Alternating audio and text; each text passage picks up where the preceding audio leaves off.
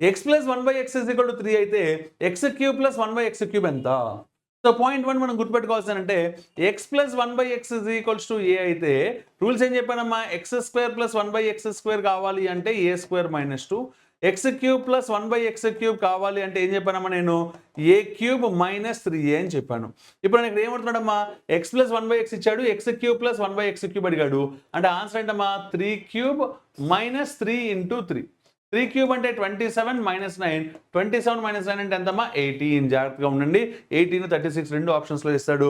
Okay, ఎందుకంటే ఒకవేళ ఇక్కడ ప్లస్ ఇవ్వకుండా మైనస్ ఇచ్చి ఇక్కడ కూడా మైనస్ ఇస్తే మనకి ఏమవుతుంది అంటే ఆన్సర్ 36 అవుతుంది.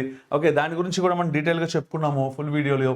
ఓకే, అలాగే మన క్లాస్ రూమ్లో అయితే వీటికి చాలా ఎక్స్టెన్షన్స్, చాలా మోడల్స్ కూడా చెప్పుకుంటాం అమ్మా. ఓకేనా, that is the speciality of Umesh Chandra police academy. Right, మీకు నచ్చినట్టయితే లైక్ చేయడం, షేర్ చేయడం మర్చిపోవద్దు. మీ మిత్రులకి షేర్ చేయండి. అలాగే ఫుల్ వీడియో లింక్ కావాలంటే డిస్క్రిప్షన్లో ఉంటుంది, చూడండి.